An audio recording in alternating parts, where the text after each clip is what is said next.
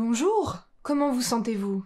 Bien, j'espère. Aujourd'hui, je vais parler des émotions que l'on peut ressentir en randonnée. Je vais surtout parler des randonnées itinérantes qui durent un certain temps, plusieurs semaines, voire plusieurs mois, même si je n'ai jamais expérimenté le fait de marcher pendant plusieurs mois, parce que je pense qu'une randonnée de simplement quelques jours, je crois pas que ça modifie suffisamment notre façon d'être, notre état intérieur, pour qu'il y ait des émotions qui viennent nous submerger parfois et qui peuvent nous surprendre. Je crois pas que ça puisse arriver. Ça arrive peut-être, hein, je dis pas que ça n'arrive jamais, mais je pense que plus on randonne longtemps, plus ça modifie notre conscience, notre état intérieur, plus ça travaille en nous et ça chemine avec nous, et donc il y a plus de chances que des émotions puissent nous prendre de court, puissent nous surprendre sur le chemin. Et qu'est-ce qu'on en fait de ces émotions? Je vais parler un petit peu de mon expérience. Déjà, je suis quelqu'un de très émotif. Je sais pas si ça se voit en vidéo, je le montre pas forcément, mais en fait je suis vraiment quelqu'un de très émotif, de très sensible, et ça m'arrive fréquemment de pleurer, souvent pour lâcher des choses en fait, hein. Ça permet de nettoyer l'intérieur, le fait de pleurer, ça relâche, ça détend, et c'est mieux d'extérioriser de toute façon des émotions que de les garder à l'intérieur, parce que si on les garde à l'intérieur, il y a de fortes chances que ça crée des maladies, parce que ça travaille tellement dans les entrailles que on n'est pas censé supporter ça longtemps, donc ça peut nous créer des petits maux comme des maux plus importants. Mais ça, c'est un autre sujet de vidéo à la limite. Mais de toute façon, je pense pas qu'il soit bon de garder trop ces émotions à l'intérieur, parce que ça peut aussi générer des tensions dans le corps importantes. Et finalement, quand on randonne, on n'a pas envie d'être tendu, parce que plus on est tendu, plus on a de chances de se blesser, de faire un faux mouvement. Donc je pense qu'il est mieux d'extérioriser ces émotions, et le fait de pleurer, pour moi, ça marche très bien. Donc je suis quelqu'un de très émotif, et les fois où je suis partie en randonnée très longue, les 2 randonnées les plus longues que j'ai faites, c'était sur le chemin de Compostelle. Chaque randonnée a duré 1 mois. En 1 mois, j'ai eu le temps de traverser pas mal de choses. Et puis le chemin de Compostelle, c'est pas une randonnée comme les autres, dans le sens où c'est en fait un pèlerinage, et qu'il y a beaucoup de gens qui vont sur le chemin de Compostelle parce qu'ils sont dans des moments de vie où ils ressentent un besoin d'introspection. Souvent ce sont des moments de transition, et les moments de transition, tu es souvent en train de perdre quelque chose, il peut y avoir un mal-être parfois profond, et du coup on ressent le besoin souvent d'aller marcher, d'aller se questionner, et comme le chemin de Compostelle est imprégné de spiritualité et de symbolique, c'est pas anodin qu'il y ait beaucoup de gens qui soient dans des moments de transition de vie ou qui ont traversé des épreuves difficiles, qui se trouvent sur ces chemins. Et donc forcément, avec ce bagage-là, ce bagage émotionnel-là, il peut se passer beaucoup de choses intérieurement, et parfois on peut être très surpris par ce qu'on peut ressentir. Moi, ce qui a pu se passer dans ces moments où je suis partie sur le chemin de Compostelle, en fait, les 2 fois où je suis partie, donc je suis partie l'été 2017 et l'été 2020, d'ailleurs si vous voulez voir mon documentaire sur le chemin de Compostelle, si vous ne l'avez encore pas vu, il s'affichera ici. Je vais surtout parler de l'été dernier puisque c'est plus récent, mais forcément avec la pandémie, pas mal de choses se sont passées dans ma vie, et j'en suis à un stade de vie où je me trouve encore dans un état de transition d'ailleurs, hein. Il y a beaucoup de choses qui sont en train de changer, je suis en train de perdre des choses, j'ai des questionnements, je suis en fait fragilisée tout simplement, hein. C'est assez normal pendant des moments de transition de se sentir fragilisé, et du coup, c'est pas anodin que j'ai choisi l'été dernier pour aller marcher sur ce chemin. Je suis donc partie avec un bagage émotionnel pas forcément complètement conscient, avec des forces souterraines insoupçonnées parfois, et puis avec des questions, avec une envie de liberté aussi, puisqu'on a été confinés pendant un moment, restreint à une zone de 1 km, donc forcément là, le fait de marcher en pleine nature, dans un pays étranger, ça me faisait me sentir vachement libre, et ça a été une bulle d'air génial pour moi. Mais du coup, le fait de marcher seul, en plus dans cette volonté d'être dans une solitude, c'est pas la même chose que de marcher à 2 ou en groupe.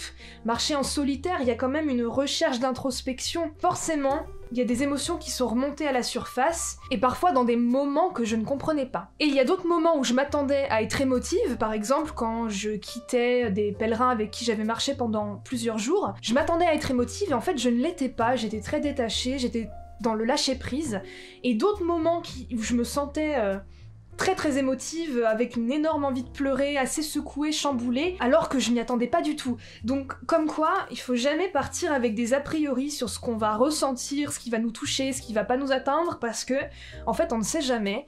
Et encore plus quand on est dans cette démarche d'aller marcher pendant longtemps en solitaire et que en plus on est dans un moment de notre vie qui nous a pas mal fragilisés, on peut s'attendre à tout finalement. Par exemple, j'ai eu des journées, j'en parle un peu dans mon documentaire d'ailleurs, où sans raison vraiment apparente, des émotions m'ont complètement submergée, je les ai laissées aller, j'ai beaucoup pleuré, et je repensais par exemple à des personnes que j'avais perdues dans ma vie ou à des événements difficiles qui me sont arrivés, et ça remontait à la surface alors que ça pouvait être des événements sur lesquels j'avais fait beaucoup de travail parce que j'ai fait plusieurs psychothérapies quand même dans ma vie.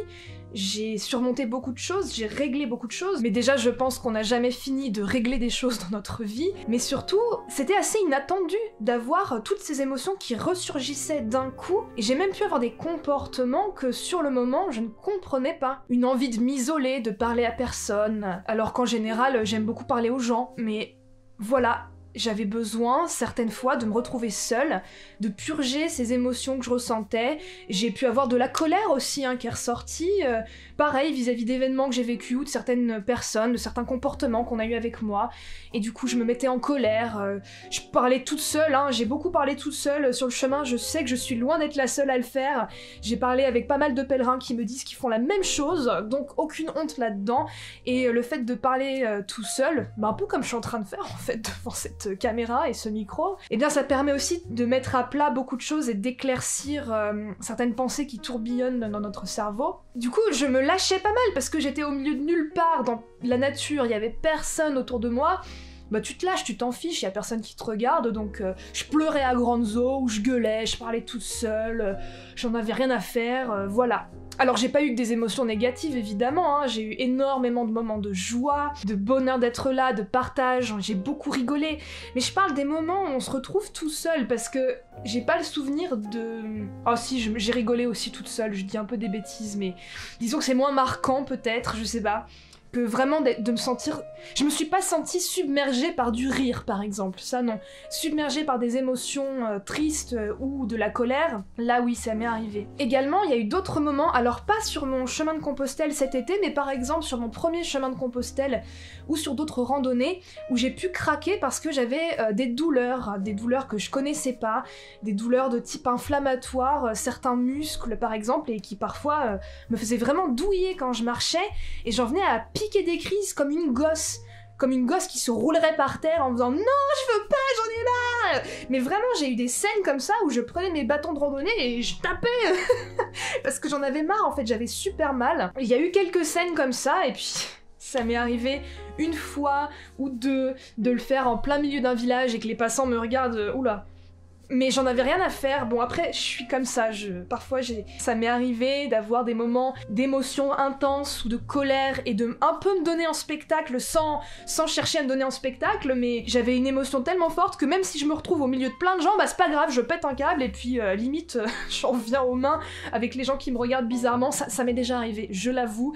Ça peut m'arriver. Je suis assez théâtrale comme personne, je crois. C'est dans ma nature. Non mais bon, ce que je veux dire par là, c'est que ça peut arriver sur des randonnées au long cours comme ça, qu'on se retrouve surpris par nous-mêmes en fait, par la façon dont on gère certains événements, d'un seul coup qu'il y ait des émotions qui nous submergent complètement alors que il ne s'est rien passé de particulier, ou qu'il se passe un micro-événement qui va nous mettre super en colère ou va nous rendre super tristes alors que c'est rien, ou qu'on fasse une rencontre qui nous chamboule dans tous les sens du terme. Et je pense que le mieux c'est de l'accepter en fait, parce qu'on n'est pas dans un contexte habituel quand on randonne comme ça, sauf si vous faites ça tout le temps dans votre vie, mais je crois que c'est pas la majorité des gens, on est quand même majoritairement des personnes sédentaires dans notre société actuelle, donc nous mettre en mouvement comme ça, forcément, on n'est pas dans un contexte habituel, donc on se retrouve confronté à des parts de nous-mêmes avec lesquelles on n'est pas forcément confronté au quotidien, et du coup ça peut nous surprendre, on peut se découvrir des parts de nous qu'on ne soupçonnait même pas, et je pense que le mieux c'est de se laisser aller à cette valse, de s'autoriser à ressentir des choses qui parfois nous prennent de court, que parfois on ne pensait jamais ressentir, ou qu'on se sentait pas capable de ressentir, et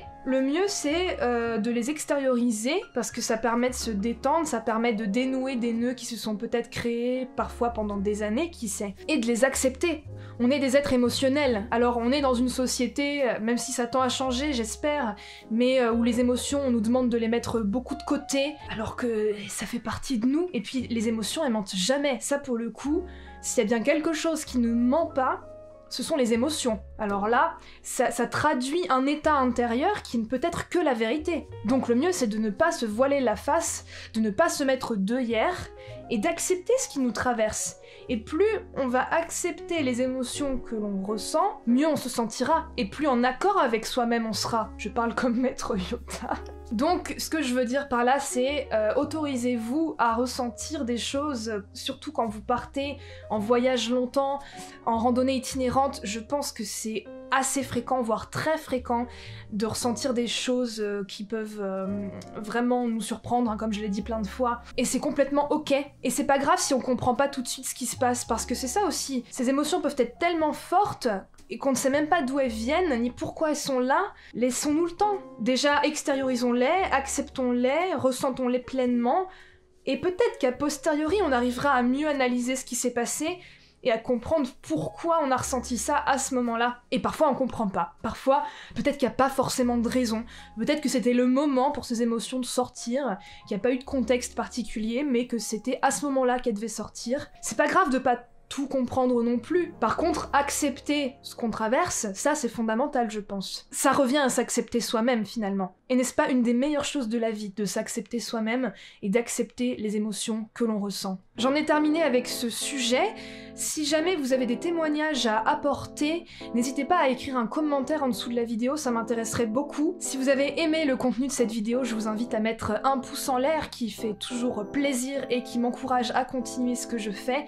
Et si vous n'êtes pas encore abonné à ma chaîne, mais le bouton est juste en dessous, le bouton s'abonner. Il n'y a qu'à cliquer, vous êtes abonné et moi je suis contente. Je vous remercie d'être resté jusqu'au bout, j'espère que vous allez bien et je vous dis à lundi pour une prochaine vidéo.